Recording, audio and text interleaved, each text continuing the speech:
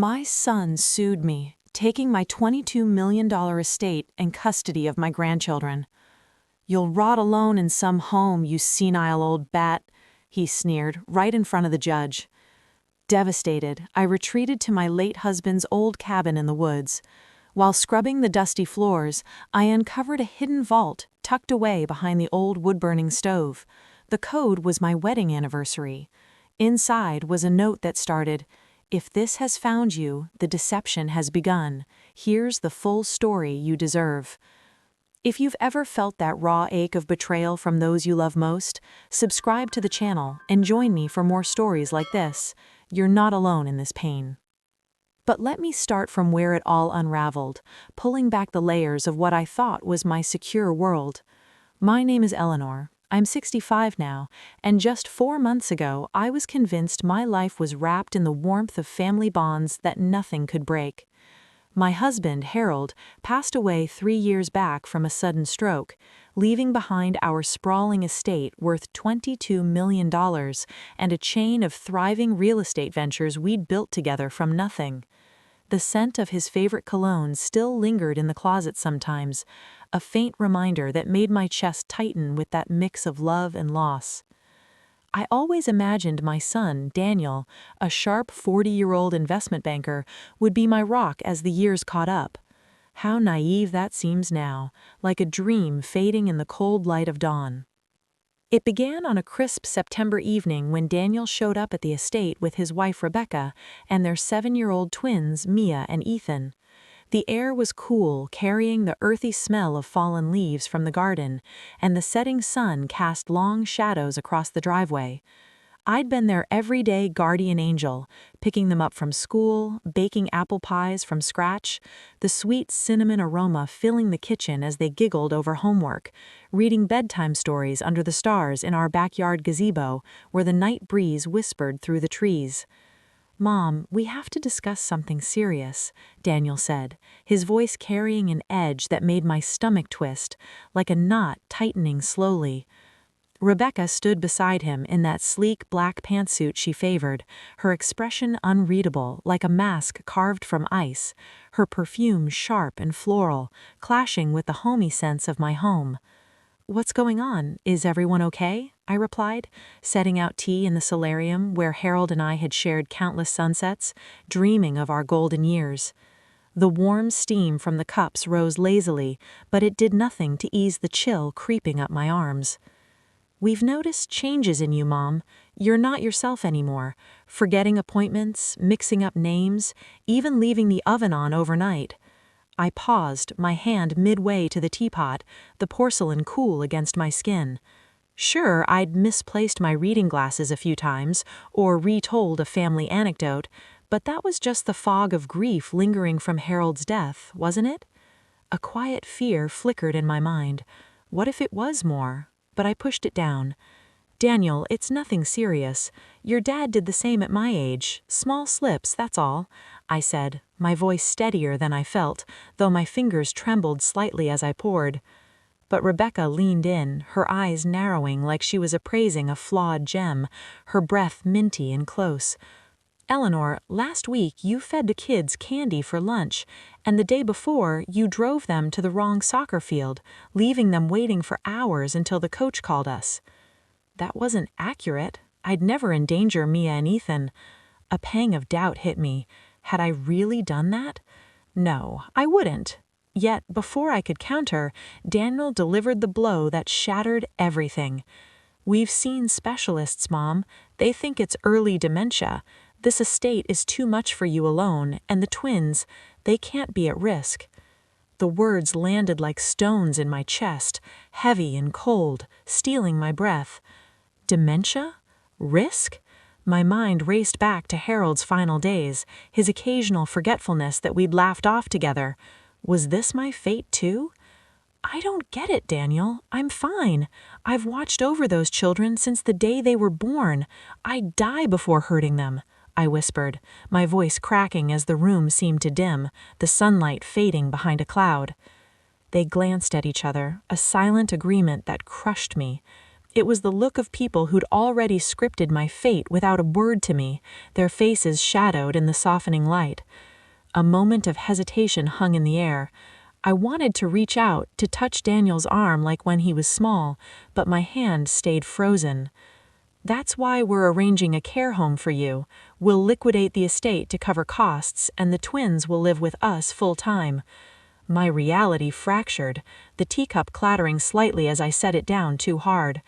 The estate Harold and I had poured our souls into, filled with echoes of laughter and milestones, the creak of the old oak floors under our feet, the way the morning light filtered through the stained glass. Sell it?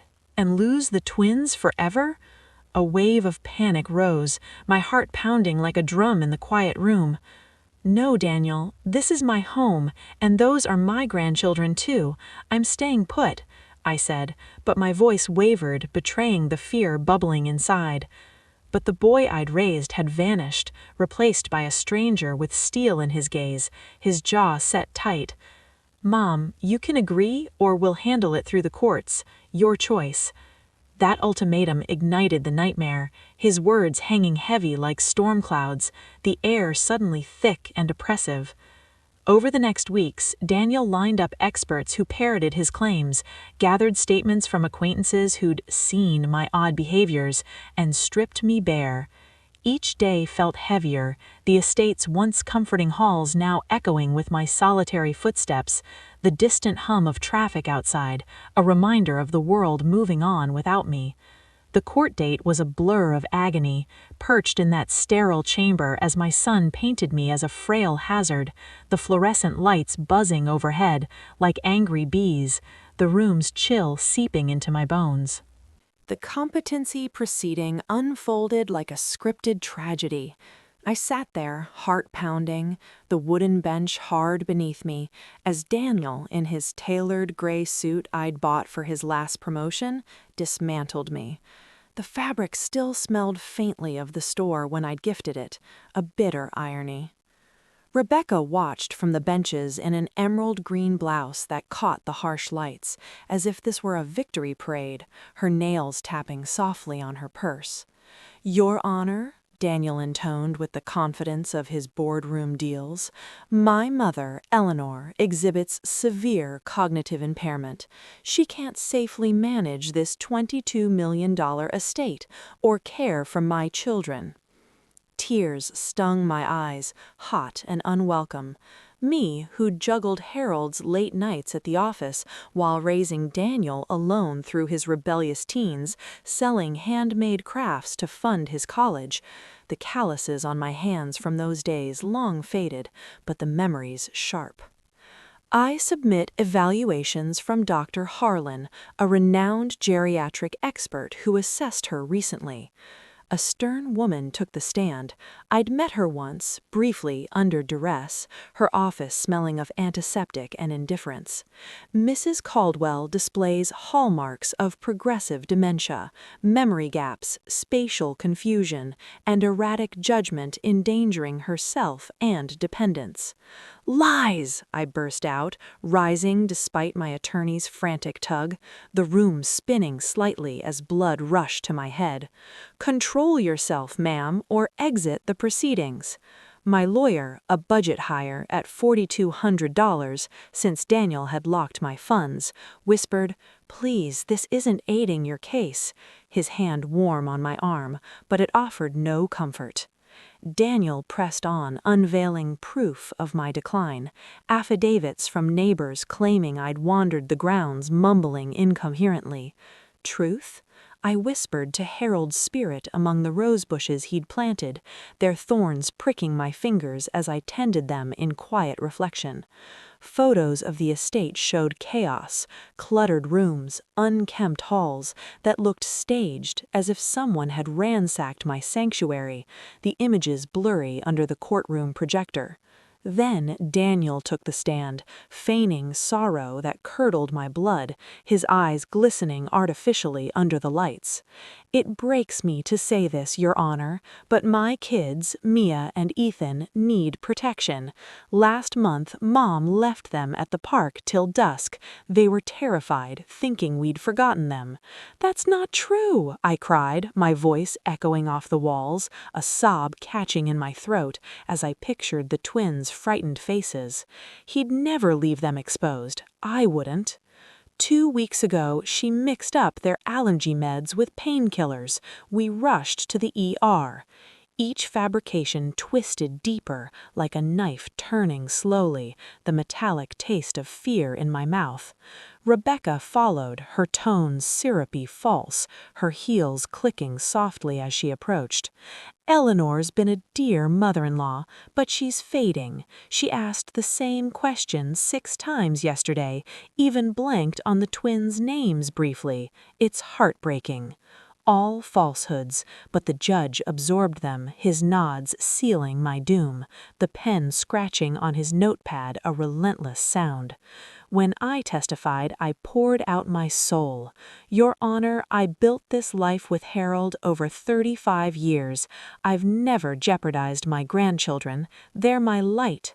Harold was my everything. I funded his dreams, stood by him always. This is repayment? Fabricating my frailty for greed? My words trembled, and for a moment I saw a flicker of doubt in the judge's eyes, but it vanished like smoke. My plea rang hollow against their planted doubts.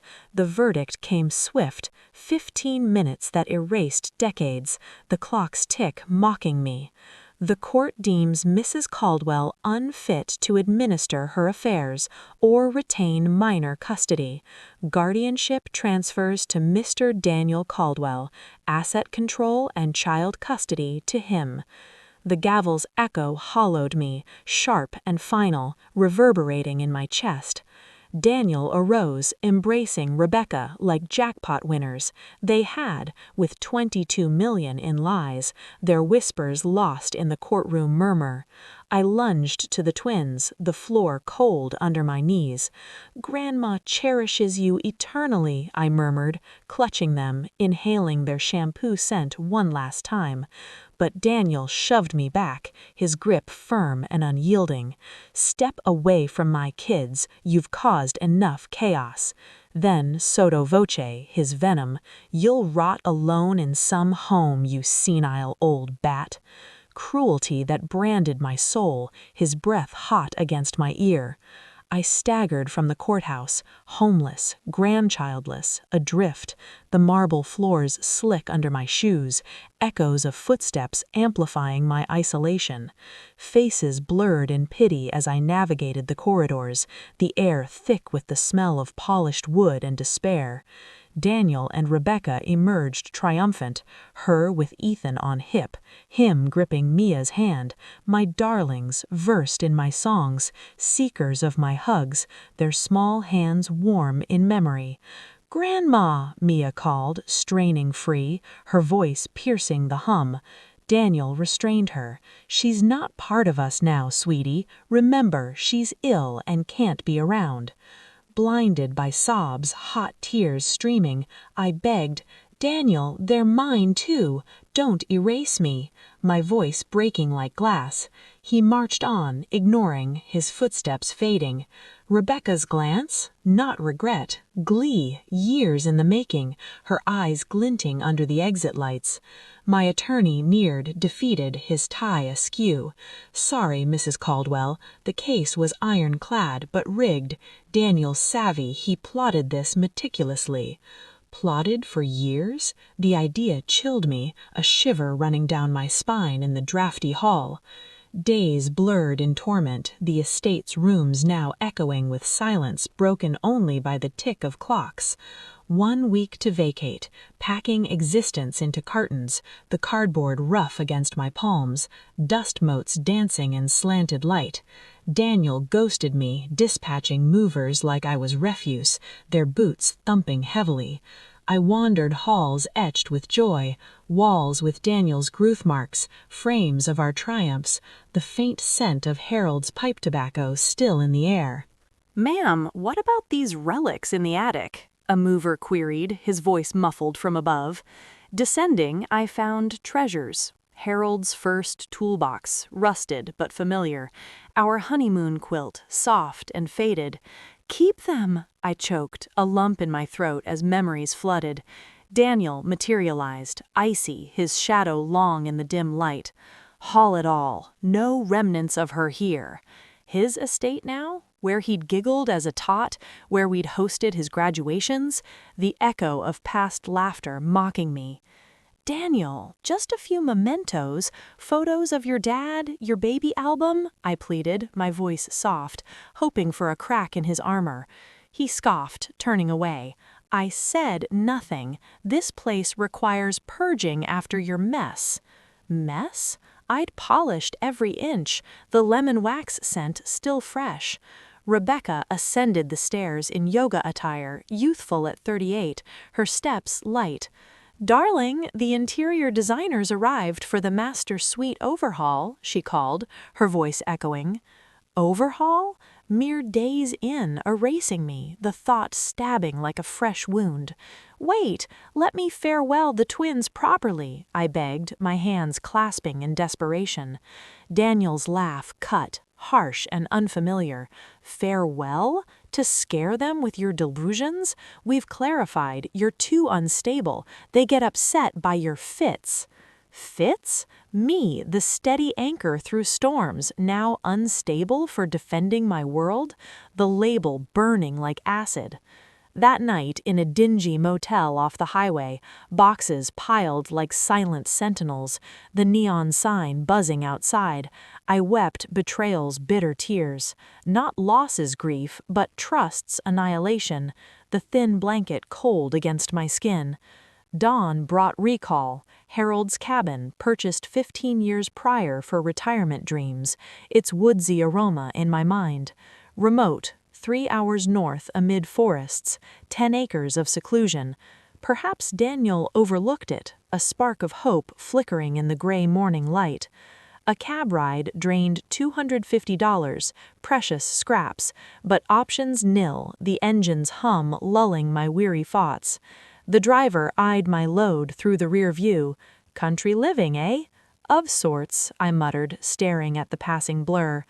Urban sprawl yielded to woods, then isolation, leaves rustling in the wind. Arrival gutted me. Cabin weathered, roof sagging under moss, yard wild with overgrowth, the air heavy with pine and damp earth. "Sure about this, lady?" he asked, unloading with a grunt. "Yes, it'll do," I said, though doubt gnawed inside. Alone, silence oppressed after a state's bustle, broken only by distant bird calls. Key under porch rock, cold and gritty, door creaked open to musty ghosts, the stale air thick in my lungs. Sheets shrouded furniture like specters, dust danced in faint light filtering through grimy windows. First night, no power, rusty water sputtering from taps, creaks startling like whispers. Curled on a moth-eaten sofa with Harold's faded portrait, its frame smooth under my fingers, I pondered his counsel, tears wetting the fabric as loneliness pressed in. Days merged in cleaning frenzy, purpose against madness, the scrub brush's rhythm a temporary anchor, soap's clean scent battling the must. On day 6, fate shifted while scouring the kitchen, sweat beading on my forehead in the stuffy space. Small, with Harold's handmade shelves, memories flooded, weekend escapes, his pancakes fueling hikes, the sizzle and warmth filling the air. Behind the stove, wall scuffed oddly, as if shifted, the floor gritty under my knees. Harold's precision, odd, a quiet unease stirring. Leveraging a mop, wood splintering slightly, I nudged it aside, revealing a vault, sleek steel against rustic brick, its surface cool to the touch. Pulse racing, thumping in my ears. Harold's secret? We shared all. Why this? A pang of betrayal mixed with curiosity. Digital lock, 6 digits glowing faintly. Trials, our first date, 042178. Red light mocking. Daniel's birth, 061185. Fail. The twins, 030518. No. Harold's mantra echoed. Eleanor, our union day was destiny's gift. My anniversary, 071482. Green flash, click resounding. Vault opened. Papers crisp. A digital recorder cold. Envelope thick. Harold's script. Dearest Eleanor, if this reaches you, I'm gone, and Daniel's mask slipped. Time for truths. His familiar loops blurring through tears. Mask? Harold died pre-lawsuit. Prophetic? Reading on, hands shaking. Last 4 years I uncovered heartbreaks about our son. Spared you to preserve your view. Now safeguard yourself. What truths? Daniel, distant lately, but loyal, or was that illusion? A deep ache settled, questioning everything. Eleanor, Daniel's been ensnared by Rebecca from the start. She's not who she claims. Blurred vision, the paper crinkling. Rebecca met Daniel 9 years back, twins hers from prior marriage. I probed Rebecca pre-wedding, private eye, chilling finds. Harold investigated? Explained his reserve toward her, the polite smiles hiding suspicion. Rebecca's past, serial unions for wealth. First spouse, rich exec, died mysteriously post-will change, leaving $5 million she burned fast, the words cold on the page. Tremors ran through me, the cabin's chill deepening. Second, banker like Daniel, pregnant quick, but affair exposed, not his child, fled with infant. That infant? Our grandchildren, Mia and Ethan. Rebecca altered identities, posed as widow to Daniel. Impossible. I'd held them newborn, their tiny cries echoing in the hospital room. Daniel adopted blindly. Rebecca targeted him, same career, name vibe as ex. Tears smudged ink dripping onto the floor. Rebecca's calculations, insistence on adoption, her knowing smiles now sinister. Letter deepened. Worse, Rebecca's turned Daniel against you, plotting estate grab. Turned? Daniel's subtle digs on my aging, need help, her influence, a realization that stung like fresh betrayal. Eleanor, evidence is her calls plotting your incompetence declaration, bribed docs for diagnoses. Air thinned, my breaths shallow in the quiet kitchen. Orchestrated all. She's dosed you at dinners, mild confusance for symptoms. Those post-visit hazes, repeated tales, her doing, the bitter aftertaste of her coffee now explained. Documented for case. Daniel's clueless, believes truly, she's manipulated him masterfully. Pain sharper, son's victim too, my love for him warring with hurt. But more, post-control, she plans Daniel's end. Cold dread washed over, goosebumps rising. End? Researched our strokes, Harold's line, bought inducers for natural attack. Harold died stroke, genetic. Rebecca aimed same for Daniel, the thought twisting my gut. Widow inherits, kids hers. Diabolical. Sideline me, eliminate Daniel, hoard fortune, her laughter in my mind chilling. If reading, her phase 1 succeeded, but good. Estate Daniel got? Decoy. Real 35 million hidden for you. 35? Thought 22. Shock widening my eyes. Envelope. Deeds crisp. Statements. Properties abroad. Accounts yielding $600K yearly. Numbers swimming before me. Recorder. Rebecca's voice, tinny and cold. Old bats nearly broken. Hearing soon. Then phase 2. Daniel's stress. Heart fail. Natural. Her tone casual like discussing weather. Her plotting my accidents post-committal, the words echoing in the empty room. FBI packet ready, sign, send. Addressed envelope, crimes detailed meticulously. Legal reversal plan, contacts owe me. Harold's foresight, a swell of gratitude amid the storm. Twins? Not Rebecca's biologically. Stopped, breath hitching. Birth attended, her labored cries vivid. her cousin's kids. Teen mom died, overdose. Rebecca forged as hers for sympathy.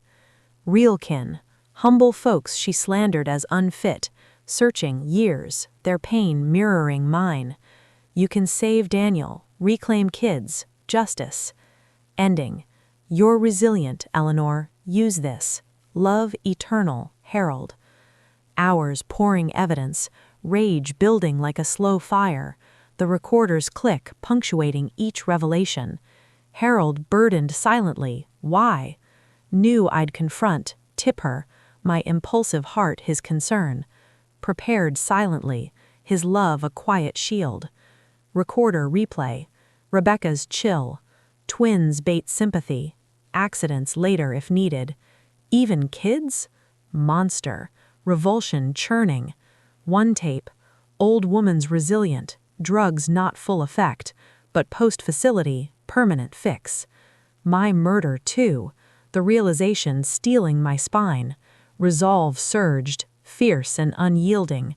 Harold right, wrong target. Financials. Estate mortgaged secretly $25 million.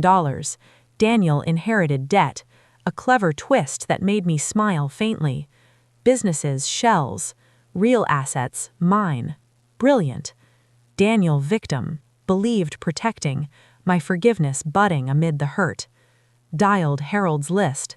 Attorney Elias Thorne. Fraud expert. Thorne Associates. The line crackling slightly. Eleanor Caldwell. Harold said call if trouble. Pause. Tense. Mrs. Caldwell. Anticipated. Elias available now. Packed proof. The suitcase heavy with hope. Dressed sharp. Harold's power look. The fabric smooth and empowering. Mirror. Warrior reborn. Lines of strength etched deeper. City return. Not fugitive. Avenger. The highway humming under tires. Wind whipping through the cracked window. Thorne's suite gleamed. Polished surfaces reflecting light. He, 70s. Keen-eyed like Harold. His handshake firm. Harold my ally.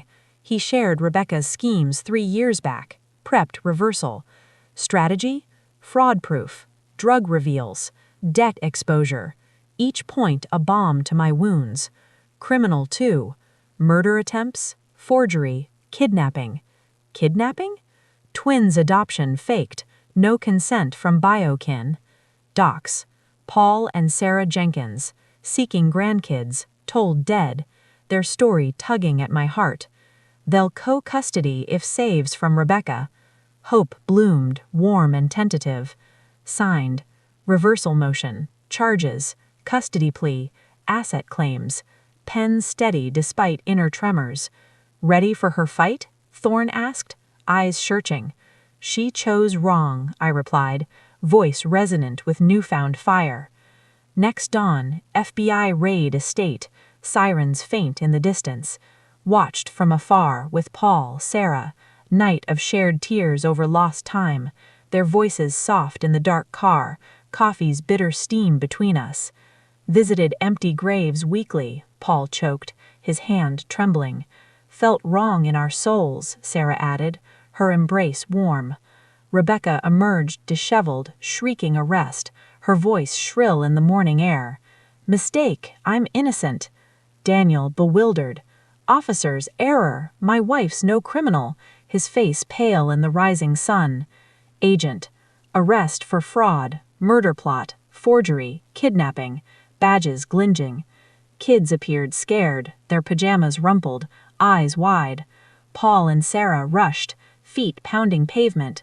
Mia, Ethan, Grandpa Paul, Grandma Sarah, their voices breaking with joy. Recognition flickered. Storybook, Grandpa? Ethan whispered, hesitant. Daniel stunned. Who? How? I stepped forward, the gravel crunching. Mom, he gasped, shame flooding, his shoulders slumping. Rebecca's fraud unmasked, she pays now. Agents hauled evidence, drugs, forgeries, vials clinking in bags. Daniel crumbled to the steps, head in his hands. Mom, truths? She poisoned me, bribed all, Planned your death too, I said, kneeling, the cold stone biting my knees, but my voice steady. Twins clung. Grandma Ellie, their small arms tight, sense of sleep and innocence enveloping me. Epilogue healed. Ruling overturned. Estate mine with its familiar creaks and lights. Rebecca life sentence after a trial where her screams faded like echoes. Foundation for abuse victims, named for Harold, my way of turning pain to purpose. Grandkids thrived with 4 grandparents, their laughter filling gardens, stories shared under stars. Daniel redeemed, aiding fraud victims, his hugs tentative at first, then warm. Years on, garden play, the grass soft underfoot. Daniel, 5 years since her sentence. Forgotten shadow, I replied, a gentle breeze carrying peace. Bedside Harold photo. Thanks for strength, I whispered, the frame cool in the lamplight. Never underestimate a betrayed mother's rise. She endures, she conquers. If this story resonates with your own heartbreaks, share in the comments below. What's your tale of rising from ashes? And if you felt that fire of resilience, subscribe to the channel. There are more voices like mine waiting to be heard, reminding us we're stronger together.